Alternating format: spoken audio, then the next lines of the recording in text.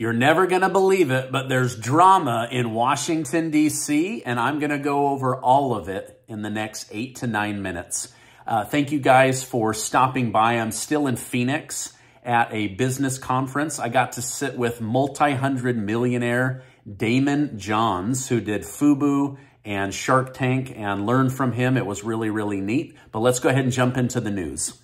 Just yesterday, Republican Representative George Santos of New York introduced a resolution to expel Democrat Representative Jamaal Bowman, also of New York, for pulling a fire alarm at the Capitol, which obstructed and delayed an official hearing and proceeding on the House floor.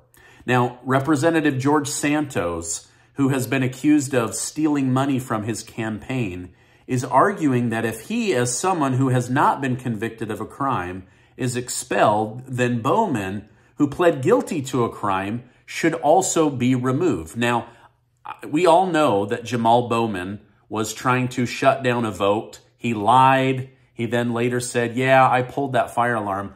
But this George Santos, this guy is a different kind of trash in the swamp of Washington, D.C. Now, despite pleading not guilty, George Santos of New York was expelled from Congress today in a vote of 311 to 114.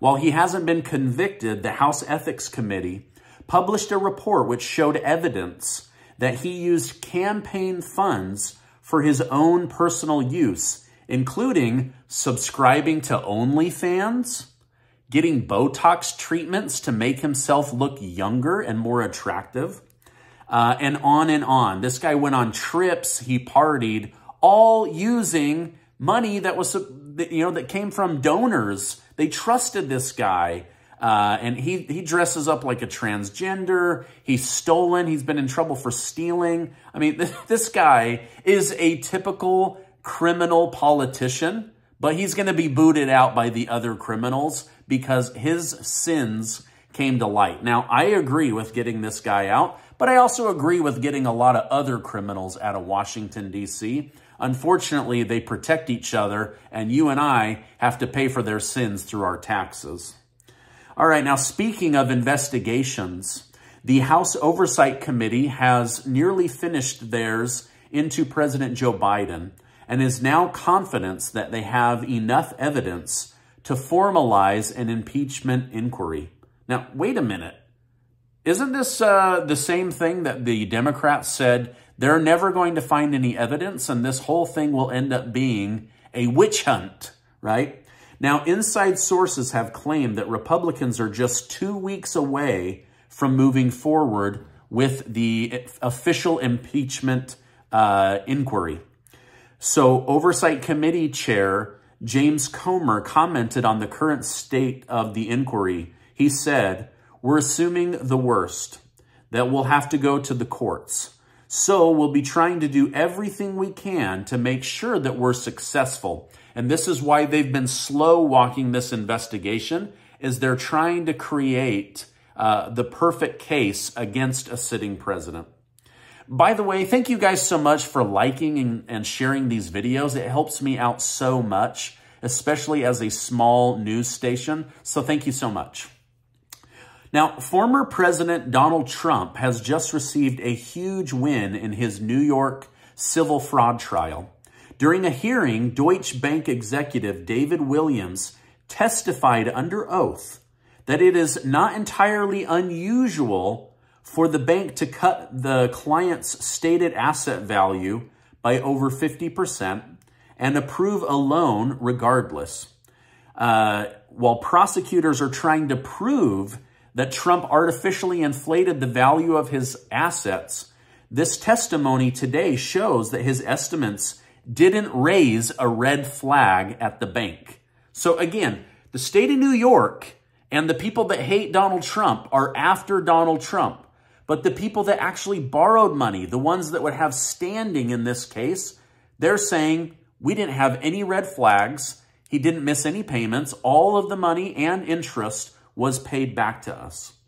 Now, furthermore, the papers that Trump submitted to the bank included a disclaimer that said These numbers should not be relied on. Now, here's the other thing. This executive at Deutsche Bank testified under oath and said, even when they send us all of their financials, we do our own investigation. And if they pass our investigation, we approve the loan. They investigated the Trump Corporation and they issued the loan. That tells me that they believed that this was a good risk and they took the risk. And again, it was all paid back, right? Now, Trump is being treated so unfairly at this point that even some of his critics have taken notice. Tucker Carlson, once famous for claiming he hated Donald Trump after the election, has just opened up on what made him change his mind during a recent podcast with former comedian Roseanne Barr. I guess she's still a comedian. Now, Carlson stated, I became an active Trump supporter when they raided Mar-A-Lago last summer. That can't stand. And I agree with Trump on a lot, but even if I disagreed with Trump on a lot, I'd still be a Trump supporter because you cannot allow that. So basically, he feels like these are gangster tactics and a witch hunt to go after a former president for things that other presidents have done, right? Remember Bill Clinton sneaking documents out in his socks and then finding stuff in his sock drawer?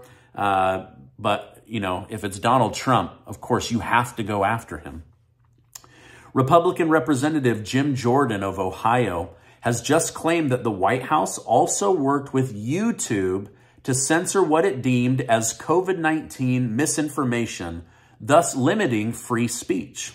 While Jordan stated that they knew of other tech's censorship, they finally have internal documents from Google obtained by the Judiciary Committee and Select Subcommittee that shows that the White House schemed and meddled with YouTube in order to suppress information that didn't align with the Dr. Fauci narrative. Now, this is total bullcrap. We were all lied to.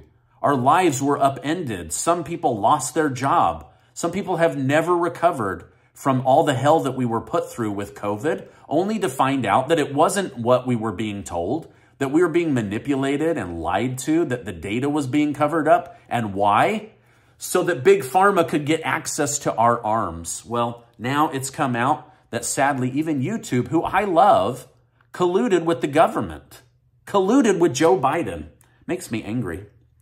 All right, now for the last week, I've been documenting the Israel-Hamas ceasefire, which has just come to an end after the terrorist group broke the agreement by firing rockets at civilians.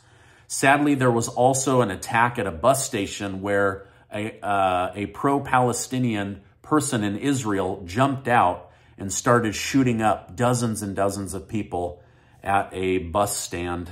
Just horrible to watch. I wish I could erase it from my brain. In a new CNN interview, Israeli IDF spokesman Dorian Spillman claimed they successfully intercepted the rockets that were launched directly at civilians in Israel. The war between the two territories continues, and I'll continue to keep you updated on that. Now, in response to the violations of a ceasefire agreement, Israel hit over 200 terror targets with their own rockets. These strikes were carried out in both northern and southern Gaza by naval, ground, and air forces.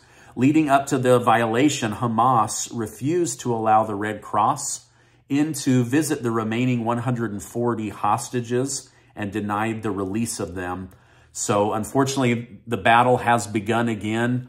It looked like maybe Hamas was going to submit, release the hostages, and try to find peace. But then they started attacking Israel, right? And Israel looks bad. They're attacking this group. But what do you do when they keep attacking you, right? You can't love your neighbor if your neighbor keeps launching rockets at you. It's a horrible situation. Now, in an effort to remain the good guy while targeting the highly populated area of southern Gaza, Israel has released a map of Gaza showcasing numbered zones so civilians can be notified if an attack is going to happen. Even though Israel is giving up the element of surprise, they are saving the lives of civilians and keeping America happy as a result. As Elon Musk pointed out recently, for every civilian you kill, you risk creating future terrorists that want to get revenge on the people you killed for wanting to get revenge. Now, it's a horrible thing. I don't agree at all with attacking southern Gaza, northern Gaza, but now you have all these innocent people piled in. Egypt won't take them in. Jordan won't take them in. They're literally just sitting ducks. So I'll continue to update you on what's actually happening.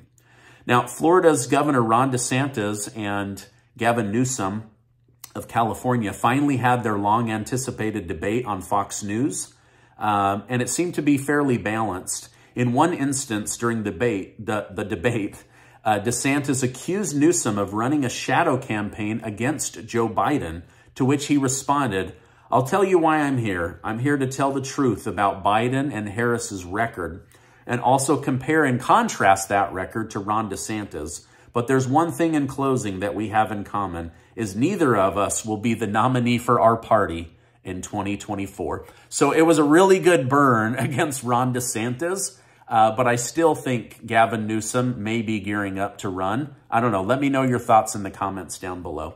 Now, before you go, I want to remind you that you are amazing. Please give this video a like. Hit that subscribe button. We want to get to 1.5 million amazing people following us here. So go ahead and do that. Now, also, go click on this right now and watch this, or click on this. Thanks so much, and I will see you on the next video.